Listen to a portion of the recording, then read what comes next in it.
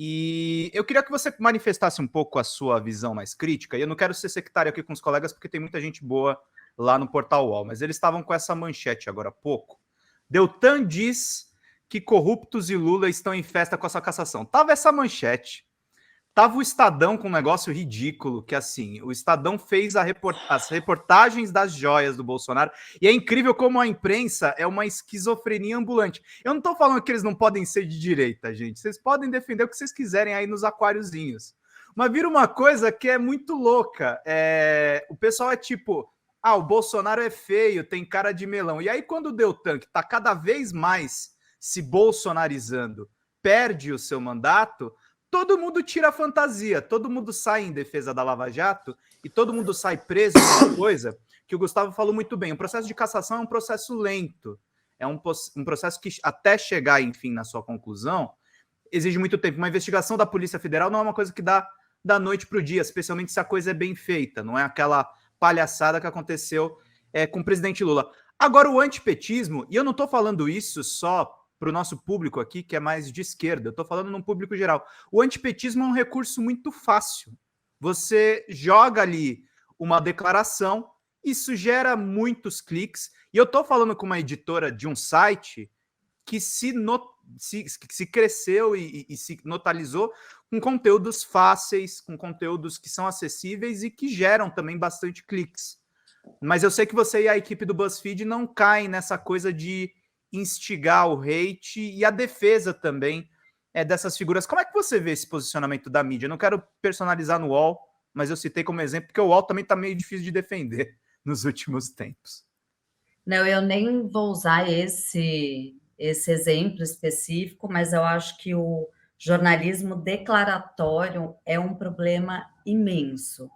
Quando o jornalista ele não faz uma análise, né, do texto, do que foi dito, qual o contexto daquilo, sai só a declaração da pessoa que fez a declaração, né, no caso do Deltan, no UOL, mas é um problema, porque você traz uma mensagem que o cara queria passar, que às vezes está muito errada, totalmente equivocada, enviesada, como uma manchete absoluta.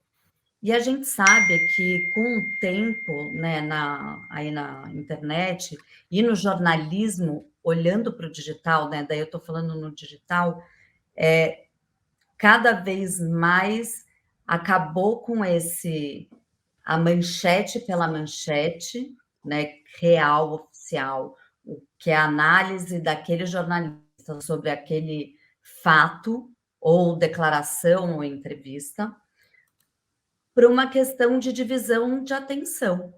Então, é a divisão da atenção do usuário, que ele está lá recebendo não sei quantos 1000 vídeos em 10 minutos no TikTok, e ele tem que pegar essa atenção que está no site dele ou nas redes sociais quando ele coloca.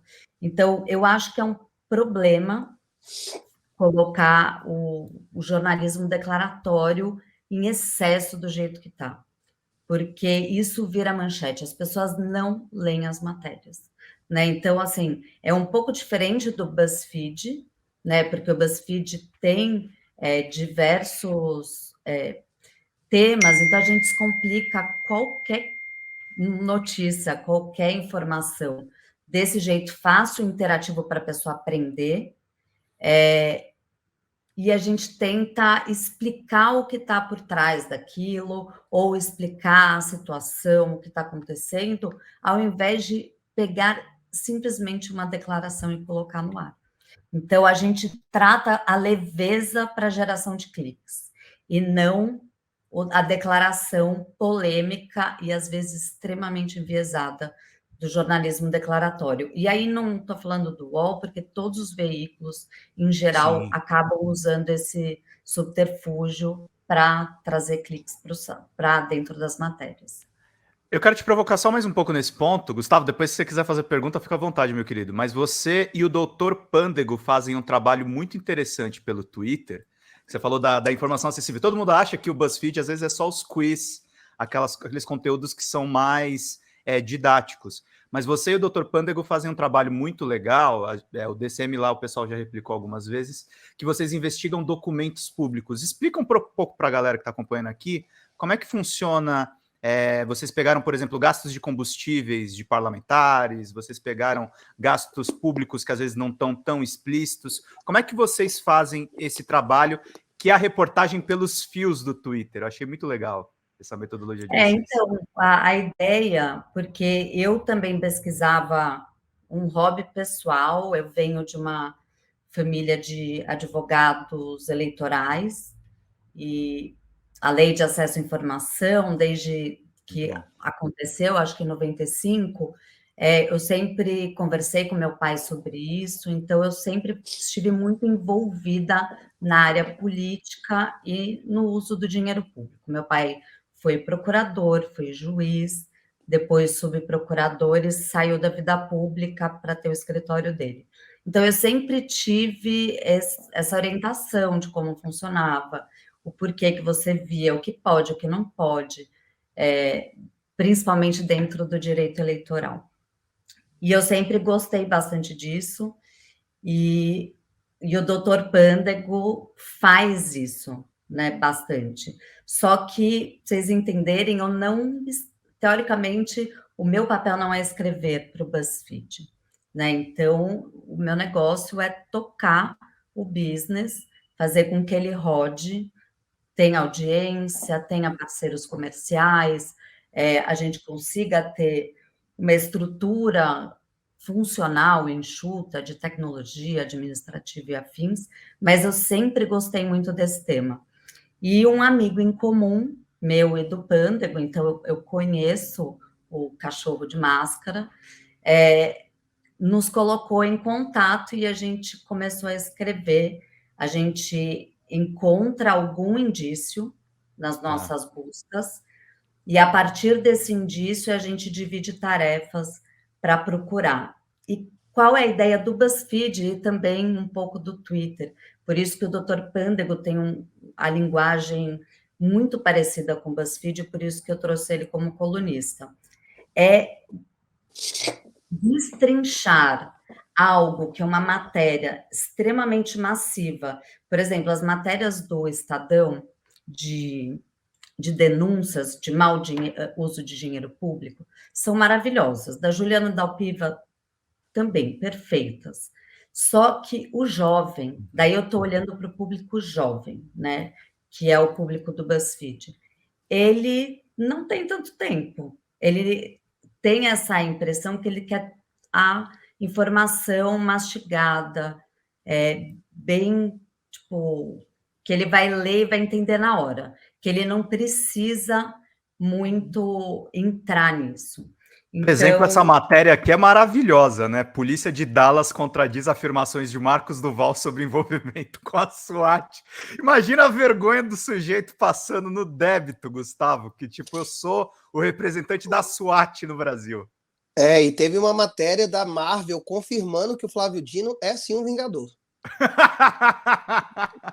Mas continua daí, desculpa, te interrompi. Não, imagina. Então, a gente trouxe essa linguagem, tipo, do Dr. Pândego e também a minha de fazer, destrinchar as coisas para dentro do mau uso do dinheiro público. Então, a gente tem alguns focos, e às vezes não é um foco pessoal, tá? É o foco de tipo de uso de dinheiro, e a gente encontra inconsistências na hora de prestação de contas.